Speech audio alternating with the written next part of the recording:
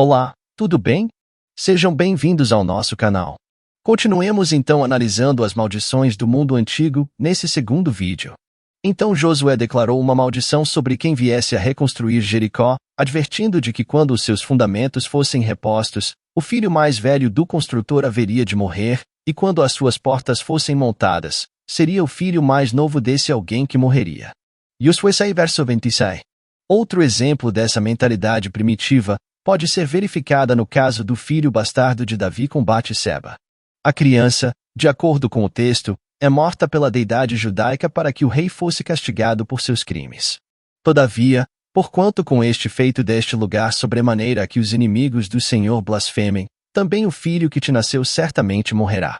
E disse ele, vivendo ainda a criança, jejuei e chorei, porque dizia, quem sabe se Deus se compadecerá de mim, e viverá a criança? 2 Samuel 12 versos 14 e 22. No verso final, vemos claramente que Davi via a morte da criança como um castigo de Deus contra ele. Além disso, sabemos que no antigo Israel e em todo o Oriente Médio, a morte de alguém em idade tenra era vista como uma maldição dos deuses, em especial, aqueles ligados à vida ou à morte. Nesse tocante, basta lembrarmos que os filhos primogênitos dos egípcios foram mortos por um anjo da morte, justamente porque Jeová queria vingar-se de seus pais egípcios. Disse mais Moisés, assim o Senhor tem dito, à meia-noite eu sairei pelo meio do Egito. E todo o primogênito na terra do Egito morrerá, desde o primogênito de Faraó, que haveria de assentar-se sobre o seu trono, até ao primogênito da serva que está detrás da mó, e todo o primogênito dos animais. Porque o Senhor passará para ferir aos egípcios, porém quando vir o sangue na verga da porta, e em ambas as ombreiras, o Senhor passará aquela porta, e não deixará o destruidor entrar em vossas casas, para vos ferir. Êxodo 11, verso 4 e 5, Êxodo 12, verso 23. Como estamos vendo no tema aqui analisado desde o primeiro vídeo, a culpa pelos crimes, pecados, dos pais, recaíam em geral, sobre os seus descendentes. Os filhos eram vistos como bênçãos dos deuses. E novamente, nesse ponto, lembre-se da preocupação que Abraão, Isaque tinham em gerar descendentes, filhos.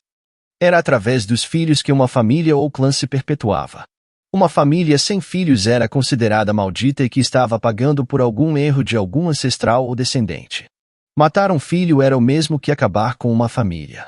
Jeová queria causar dor a Davi, por isso que mata seu filho gerado com Batseba. O serviçal de Elias também sofreu com maldições. O profeta enfurecido jogou uma praga em desfavor de seu servo e todos os seus descendentes. E, chegando ele a certa altura, tomou-os das suas mãos, e os depositou na casa, e despediu aqueles homens, e foram-se. Então ele entrou, e pôs-se diante de seu senhor. E disse-lhe Eliseu, donde vens, Geazi? E disse, teu servo não foi nem a uma nem a outra parte. Porém ele lhe disse, porventura não foi contigo o meu coração, quando aquele homem voltou do seu carro a encontrar-te. Era a ocasião para receberes prata, e para tomares roupas, olivais e vinhas, ovelhas e bois, servos e servas. Portanto a lepra de Naamã se pegará a ti e à tua descendência para sempre. Então saiu de diante dele leproso, branco como a neve. 2 Reis 5 versos 24 a 27. A quem leia esses textos e vejam algo de sagrado, justo e exemplar. A presença de ideia de maldições transferíveis no Velho Testamento pode ser vista nos contos do famoso rei Acabe.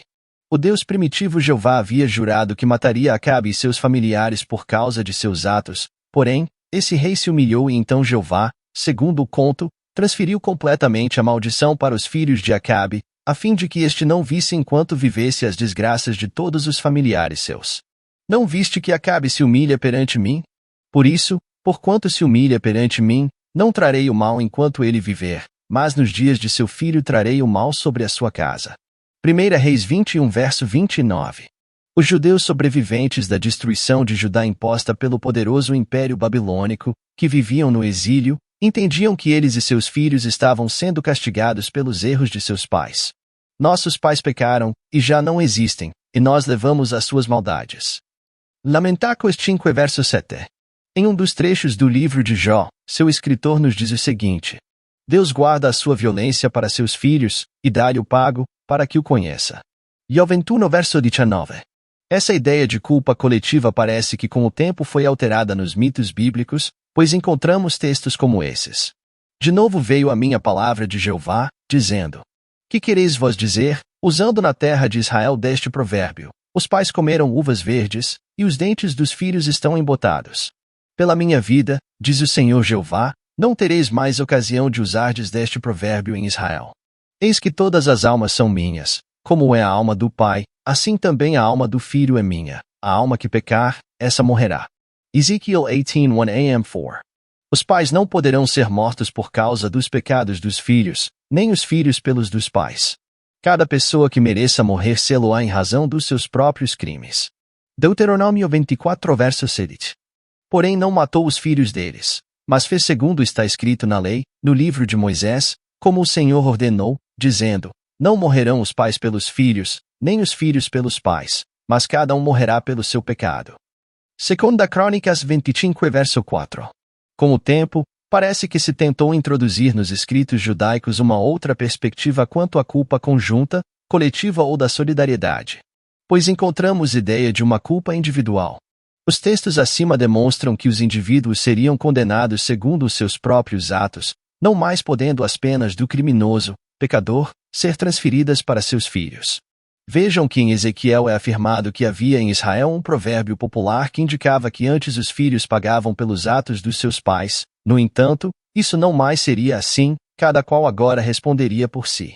Mas pelo que tudo indica, essa tentativa de mudança só ficou nas páginas da Bíblia hebraica, pois os livros de Macabeus, que são escritos do século II a.C., e os escritos de Flávio Joséfo permanecem a ideia grotesca da culpa conjunta ou coletiva. Como dissemos, esses contos com tantas indicações da presença das maldições transferíveis ou hereditárias não eram algo exclusivo de Israel, era uma realidade do mundo antigo. Foram encontrados em sítios arqueológicos em Israel e na área do Levante, diversos amuletos, inscrições e artefatos contendo fórmulas mágicas para afastar maldizer, para afastar maldições, demônios e doenças. Na Mesopotâmia, por exemplo, uma região crucial para a compreensão das crenças do Oriente Médio, as tábuas de argila com escrita cuneiforme revelam histórias mitológicas que incluem maldições lançadas por pessoas em nome dos deuses. Vejamos algumas das muitas provas arqueológicas. Babiloniana inscription. Que o mal caia sobre. Inscrição hebraica. Que Deus amaldiçoe. A crença nas maldições no Oriente Médio Antigo se fazia necessária ante um mundo desconhecido pelo homem. As maldições, portanto, eram meios pelos quais as comunidades entendiam e lidavam com as realidades daquele mundo tão primitivo e hostil. Diante da ameaça das maldições, as pessoas buscavam formas de proteção e redenção. Amuletos desempenhavam um papel importante nesse contexto, sendo considerados objetos dotados de poderes mágicos capazes de afastar o mal. Além dos amuletos, as preces e orações eram fundamentais para apaziguar os deuses e buscar sua benevolência. Rituais de expiação e penitência eram realizados para reverter maldições e restaurar o equilíbrio. Essas práticas não apenas refletiam a necessidade de buscar proteção, mas também demonstravam como as pessoas do mundo antigo eram extremamente supersticiosas e ingênuas. Não é de admirar que hoje ainda em nosso tempo, encontremos pessoas com mentalidade similar. Até hoje encontramos pessoas que acreditam em divindades salvadoras que está prestes a voltar, quando já se passaram mais de 2000 anos, há ainda aqueles que acreditam em mal olhado, em signos do zodíaco. E estas pessoas de nosso tempo também do mesmo modo que os antigos se servem de objetos mágicos, hoje chamado de bentos, para se protegerem.